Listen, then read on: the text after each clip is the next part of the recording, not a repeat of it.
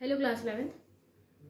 In this video we are going to discuss about the laws of chemical combination. इसके previous जितनी भी चीज़ें दी गई थी regarding the significant figures also scientific notations वो हमने सब कवर कर लिए। आज जो हम डिस्कस करने वाले हैं वो है law of chemical combination. In previous classes में आपने शायद पढ़ा होगा about दो लॉज हैं जो प्रीवियस आप पढ़कर आए होंगे, जैसे law of conservation of mass and also law of constant proportion. ये प्रीवियस क्लासेस में 9th क्लास में आई थिंक आप इसे पढ़कर हैं। सो वही लॉ है बट उसमें कुछ और लॉ को यहाँ पर इंक्लूड किया गया है एंड टोटल 5 लॉज हैं जो आपको यहाँ पर पढ़ने हैं in law of chemical combination, जिसमें हम एक एक लॉ को यहाँ पर डिस्कस करेंगे एंड पढ़ेंगे अबाउट द जो भी चीज़ें उसमें बताई गई हैं। तो फर्स्ट लॉ हम यहाँ पर डिस्कस करते हैं, that is law of conservation of mass. Law of conservation mass ये कहता है कि जब फर्स्ट ऑफ ऑल ये दिया किसने था, सो ये law of conservation mass is given by Antoine Lavoisier, the scientist जिन्होंने ये दिया था। सो एंटोनी लवासियर ने ये मास दिया था, ये लॉ दिया था, जिसमें ये बताया गया कि जब हम रिएक्टेंट्स को यूज करके प्रोडक्ट बनाते हैं सो जो मास है वो ऑलवेज सेम रहता है, यानी कि जो प्रोडक्ट का मास है वो एक्चुअली जो रिएक्टेंट्स हैं उनके मास का ही मतलब वही मास है, बिल्कुल उनके मासेस में कोई भी चेंज नहीं होता। सो फॉर एन एग्जांपल, जैसे मान लीजिए हम यहाँ पर एक रिएक्टेंट है ए एंड दूसरा रिएक्टेंट है B and after the process जो प्रोडक्ट बनेगा सो इनका मास ऑलवेज सेम होगा। सो अगर ए का मास है 15 ग्राम और बी का भी मास हम मान लेते हैं 15 ग्राम, तो जो सी है उसका मास जो होना चाहिए दैट इज 30 ग्राम। दूसरा एग्जांपल ले लेते हैं जहां पर भी हमने दो कंपोनेंट्स को यूज किया, for example C plus D और उसमें क्या बन रहा है ई। सो अगर यहाँ पर सी का जो मास है वो 10 ग्राम है और डी का मास 10 ग्राम, सो ये जो ई प्रोडक्ट बना है इसका मास 20 ग्राम होगा। सो यहाँ से ये चीज़ें पता चलती हैं कि जब भी हम कोई केमिकल रिएक्शंस करवा रहे हैं किन्हीं एटम्स के बीच में, सो ऑलवेज जो मास है वो इक्वल रहता है, मास में कोई भी चेंजमेंट या फिर कोई भी डिफरेंस नहीं आता। इसका मैं एक एग्जांपल एटॉमिक स्ट्रक्चर के रूप में देखें, जैसे हम एक यहाँ पे रिएक्शन करवा रहे हैं विथ H2 की रिएक्शन करवा रहे विथ Cl2 के साथ। सो यहाँ पर कितने H के कितने मॉलिक्यूल्स हैं 2 और यहाँ पे भी Cl के कितने मॉलिक्यूल्स हैं 2। तो आफ्टर द रिएक्शन ये क्या बनेगा HCl, ये तो हमें पता है, बट कितने मोल्स ऑफ HCl बन रहे हैं, तो that is 2 moles of HCl यहाँ पर बनते हैं। एंड ये जो 2 है ये H के लिए भी है यानी H2 वाला फॉर्म एंड Cl2 ये 2Cl के लिए भी होता है। सो 2 मोल्स ऑफ हाइड्रोजन आपने यूज किए, 2 मोल्स ऑफ क्लोरीन आपने यूज किया है, आफ्टर जो HCl बना है उसमें भी 2 मोल्स ऑफ हाइड्रोजन है and 2 moles of he chlorine है। तो इसके वजह से ये भी हमें एटॉमिक स्ट्रक्चर पे भी अगर हम देखें, इसीलिए हमें कैलकुलेशंस में या फिर जब हम रिएक्शन कर रहे होते हैं तो वहां पर हमें रिएक्शन को हम इसीलिए बैलेंस करते हैं बिकॉज एटॉमिक स्ट्रक्चर पे हो या फिर नॉर्मली जो मास है वो कभी भी चेंज नहीं होता, इसीलिए हम यहाँ पर जितने मॉलिक्यूल्स यूज करते हैं बाय द बैलेंसिंग उसे हम बैलेंस करते हैं, बिकॉज कभी भी एटम्स कन्वर्ट नहीं होते या एटम कम ज्यादा नहीं होंगे, एटम उतने ही होंगे, वो किसी और के साथ कॉम्बिनेशन जरूर बना सकते हैं बट एटम्स ऑलवेज उतने ही होते हैं। तो यहाँ से आपको ये पता चला जो मास है जो जिसे अगर हम इन अ सेंटेंस लिखें तो यहाँ पे जो फर्स्ट चीज क्लियर हुई that is matter can be created not destroy, यानी कि मैटर को बनाया नहीं जा सकता, ऑल्सो उसे हम डिस्ट्रॉय भी नहीं कर सकते। यहाँ पर हम मैटर की जगह मास भी यूज कर सकते हैं, mass of a matter can never be created not destroy. तो मास है किसी भी मैटर का, यहाँ हम एटम भी यूज कर सकते हैं, atom can not be created not destroy. So एक ही चीज है कि आप एटम्स को यूज कर रहे हैं या उनके मास को काउंट कर रहे हैं या फिर एक पर्टिकुलर मैटर को काउंट कर रहे हैं, सो वो कभी भी क्रिएट नहीं किया जा सकता बिकॉज हम हाइड्रोजन को बना नहीं सकते, राइट, वो है हमारे एनवायरनमेंट में एंड ऑल्सो उसे हम डिस्ट्रॉय भी नहीं कर सकते, ओनली जो कन्वर्जन है वो हम कर सकते हैं। सो फर्स्ट लॉ जो कि है लॉ ऑफ कंजर्वेशन ऑफ मास यहाँ से कंप्लीट होता है, जिसमें हमें ये पता चला कि हम जब रिएक्शन करवा रहे हैं ना केमिकल रिएक्शन, जितना भी हम रिएक्टेंट्स यूज करते हैं जितने भी ग्राम या जितने भी मोल्स या मॉलिक्यूल्स हम वहाँ पे यूज़ कर रहे हैं, after the formation of product उतने ही मास, उतना ही प्रोडक्ट, उतना ही एटम्स, मॉलिक्यूल्स वहाँ पर होते हैं, उनके मास में कोई भी डिफरेंस नहीं आता। That is the law of conservation of मास, और जो कि दिया था एंटोनी लवासियर ने। जो सेकेंड लॉ है law of constant and fix proportion, जो कि दिया था जोसेफ एल प्राउड्स ने, जो यहाँ पे लिखा है जोसेफ एल प्राउड्स द्वारा दिया गया था। इसमें क्या बताया गया, इसमें ये बताया गया है कि जो केमिकल सब्सटेंस हैं यानी कि जो कंपाउंड्स हैं उनमें उनका जो प्रपोर्शन है वो ऑलवेज क्या होता है, कांस्टेंट होता है। अगर इसका एग्जांपल हम H2O लें, लाइक एक H2O जो है, सो H2O का फॉर्मेशन कब होगा, जब 2 एटम्स किसके मिलेंगे, हाइड्रोजन के, एंड 1 एटम किसका मिल रहा है, ऑक्सीजन का, ये O है। सो 1 एटम जब ऑक्सीजन का मिलेगा तभी क्या बनेगा, वाटर बनेगा। एंड आप कहीं पे भी बना रहे हो, ऑलवेज जो H2O का प्रपोर्शन है या H2O में कितने मोल्स चाहिए, तो 2 मोल्स ऑफ आपको वहाँ हाइड्रोजन चाहिए और 1 मोल ऑफ ऑक्सीजन चाहिए होता है, एंड वही आपस में कंबाइन करके वाटर बनाते हैं। सो एक्चुअली जब ये साइंटिस्ट जोसेफ एच प्राउड पढ़ रहे थे अबाउट द रिसर्च इस लॉ के बारे में, सो वहां पर उन्होंने एक क्यूप्रिक कार्बोनेट लिया था, that is CuCO3, that is cupric carbonate. और इसी कार्बोनेट को जब उन्होंने नेचर से लिया, यानी कि अर्थ क्रस्ट, जो कि अर्थ क्रस्ट में मौजूद होता है, सो उस अर्थ क्रस्ट से जब इन्होंने इसको निकाला, सो वहां पर जो कॉम्बिनेशन मिला इन्हें किस चीज का,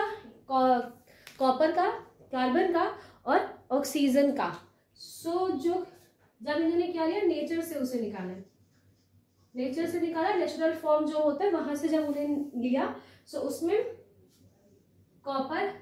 कार्बन और ऑक्सीजन का एक प्रपोर्शन देखा इन्होंने, एक फिक्स प्रपोर्शन है। वो प्रपोर्शन क्या था, उसमें कॉपर था 51.35%, 51.35%, ओके। जो कार्बन है दैट इज 38, जो कार्बन है यहाँ पर वो है 9.74%, और जो ऑक्सीजन है यहाँ पर वो है 38.39। ये डेटा आपकी बुक में गिवन है। सो जब जो साइंटिस्ट है उन्होंने जब नेचर से यानी कि इन्वायरमेंट से, अर्थ क्रस्ट से क्यूप्रिक कार्बोनेट को वहां से निकाला, तो उसमें कॉपर का परसेंटेज निकला 51.35, कार्बन का निकला 9.74 एंड ऑक्सीजन का परसेंटेज था 38.19। और जब उन्होंने उसे in the laboratory artificial form में बनाया, आर्टिफिशियल फॉर्म में जब बनाया, उसमें भी जो कॉपर है उसका परसेंटेज 51.35, कार्बन 9.75 एंड ऑक्सीजन 38.91 मिला। ये जब चीज उन्होंने देखी तो यहाँ से उन्होंने एक चीज बताई कि कोई भी चीज है, या आप उसे लेबोरेटरी में आर्टिफिशियली तरीके से बना रहे हैं, या फिर वो नेचर में नेचुरल तरीके से या अर्थ क्रस्ट से जो आपको मिलता है, जो कंपाउंड है यानी कि जो भी उसमें एलिमेंट्स यूज हुए हैं उससे मिलकर बना जो कंपाउंड है, उसमें ऑलवेज एक कांस्टेंट प्रपोर्शन होगा, एक कांस्टेंट वैल्यू पर, एक कांस्टेंट वैल्यू में ही वो आपस में मिक्स होकर वो कंपाउंड वहां पर बनाते हैं। यहाँ से एक डेफिनेशन हमें पता चली about the law of constant fixed proportion, जिसमें है अ कंपाउंड ऑलवेज कंटेन, एक कंपाउंड हमेशा उसमें क्या होता है, exactly the same proportion of element by weight, यानी कि जो भी उसमें एलिमेंट्स यूज किए गए हैं उनको जब हम अलग अलग उनका वेट निकालते हैं तो वो ऑलवेज सेम रहते हैं। आप उन्हें नेचर से निकालें, नॉर्मल अर्थ क्रस्ट से निकालें, या फिर आप उसे लैबोरेटरीज में आर्टिफिशियली बनाए, ऑलवेज जो प्रपोर्शन है एलिमेंट्स का वो हमेशा सेम होता है। जो थर्ड लॉ है that is law of multiple proportion. इस लॉ को समझने के लिए पहले तो जो ये लॉ बताया गया उसकी लाइन्स को हम पढ़ते हैं। व्हेन 2 or more एलिमेंट्स, यानी कि जब 2 या 2 से ज्यादा एलिमेंट्स को आपस में कंबाइन किया जाए और वो more than 1 type of compounds को बनाते हैं, तो उनमें जब जब ये कॉम्बिनेशन बन रहा है, यानी कि मोर देन वन कंपाउंड जब बन रहे होते हैं, सो उन कॉम्बिनेशन में एक एलिमेंट है वो फिक्स्ड अमाउंट में होगा एंड जो अनदर एलिमेंट है वो वहां पर डिफरेंट अमाउंट में होता है। सिंपल रेशियो में वो क्या हो रहा है, वहां पर चेंज होता है, सिंपल रेशियो उसका होता है। अगर इसको हम समझे, ये भी उसके लिए समझ नहीं आएगा, इसको हम समझने के लिए एग्जांपल लेते हैं। जब हम हाइड्रोजन है और हाइड्रोजन की रिएक्शन जब हम करवा रहे हैं, सिंबल लिख देती हूँ मैं सीधा, ठीक है, H2, ठीक है, हाइड्रोजन, और इसको हम रिएक्ट करवा रहे हैं विद ऑक्सीजन यानी O2 के साथ। तो क्या चीजें बन सकती है, पहले तो वाटर बन सकता है ना,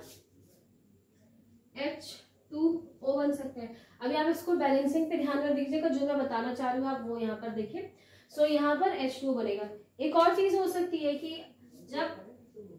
हाइड्रोजन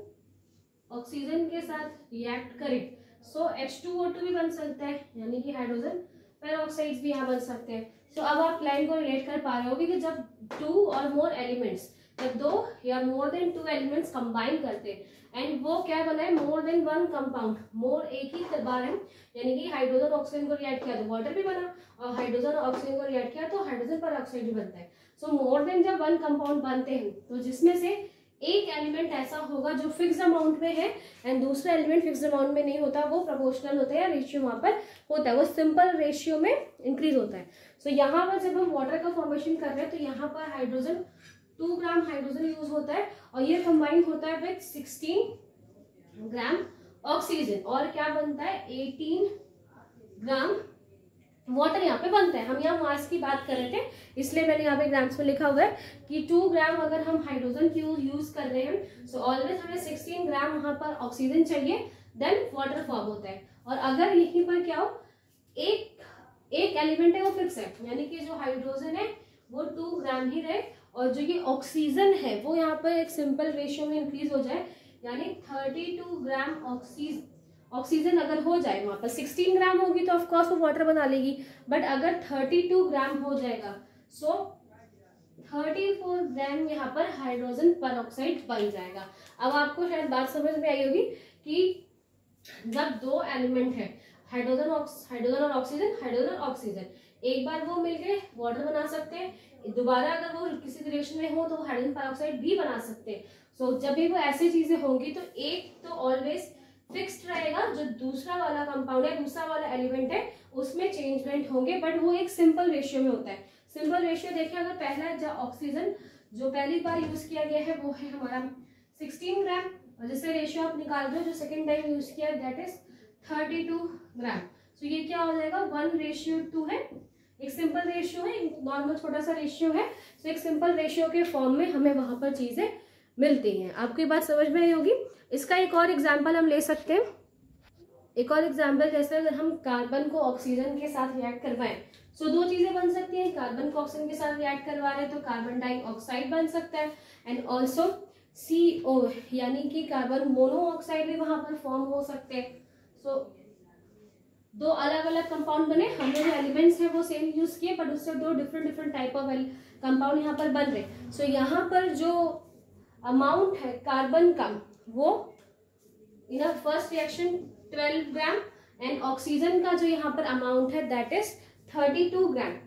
सो जब 12 amount of carbon 32 gram amount of oxygen से जाके रिएक्ट करती है, देन क्या बनता है 44 ग्राम वहां पे क्या मिलेगी, कार्बन डाइऑक्साइड मिलेगी। और वहीं अगर हम जो यहाँ पर कार्बन का परसेंटेज है वो 12 ग्राम हो और ऑक्सीजन कितनी हो 16 ग्राम, यहाँ पर अब क्या हो गया, यहाँ पर जो कार्बन है उसका फिक्स्ड है कि 12 ग्राम ही होगी दोनों टाइम, बट ऑक्सीजन क्या है एक सिंपल रेशियो में चेंज हो रहा है, एक सिंपल रेशियो में वो चेंज हो जाए, और आफ्टर दैट जो प्रोडक्ट बनेगा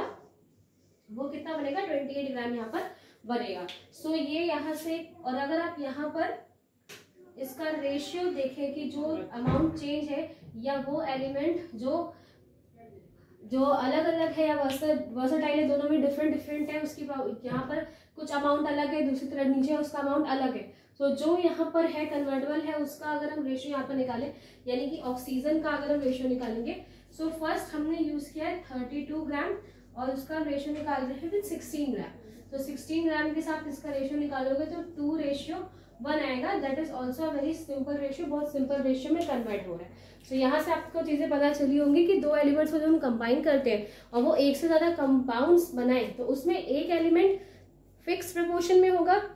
उसकी वैल्यू, उसका अमाउंट ऑलवेज फिक्स्ड होगा, एंड जो दूसरा एलिमेंट है वो ऑलवेज सिंपल रेशियो में इंक्रीज हो सकता है, डिक्रीज हो सकता है, बढ़ता रहता है, सिंपल रेशियो में चेंज होता रहता है। तो यहाँ से आपने जो 3 लॉज है वो आपने यहाँ पे पढ़े हैं, law of conservation of mass, law of constant of fixed proportion and law of multiple proportion. In the next video we will discuss the 2 another laws.